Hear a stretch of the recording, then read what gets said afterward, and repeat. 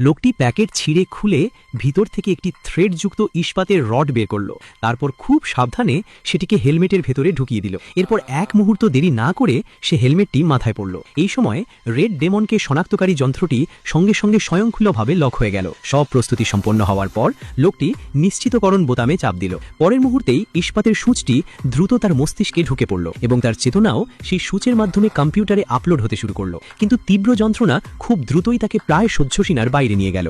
তবুও অমরত্ব লাভের জন্য সে দাঁতে দাঁত চেপে সবকিছু সহ্য করে যেতে বাধ্য হলো। 2 মিনিট 30 সেকেন্ড পর তার সম্পূর্ণ চেতনা একটি স্টোরেজ ডিভাইসে কপি হয়ে গেল। এরপর লোকটি কম্পিউটারের সামনে দাঁড়িয়ে ডেটা লিখতে শুরু করলো। কিছুক্ষণ অপারেশন করার পর তার চেতনা দ্রুত গতিতে একটি রোবটের মস্তিষ্কে স্থানান্তরিত হতে লাগলো। পরের মুহূর্তেই রোবটটি সফলভাবে সক্রিয় হয়ে জেগে উঠল। দেখা গেল রোবটটি ইতিমধ্যেই আত্মসচেতনতা অর্জন করেছে। তখনই লোকটি সেই ডেটা তার বসের হাতে তুলে দিল। কিন্তু বস অমরত্বের প্রযুক্তি হাতে পাওয়ার সঙ্গে সঙ্গেই লোকটির পরিবারের সদস্যদের হত্যা করার প্রস্তুতি নিতে ফিরে গেল। সে বুঝতেই পারেনি যে লোকটি আগেই নিজের পালানোর জন্য সব ব্যবস্থা করে রেখেছে। ঠিক পরের মুহূর্তে সবে জেগে ওঠা রোবটটি হঠাৎ করেই ঢুকে পড়ে এবং হত্যাযজ্ঞ শুরু করে।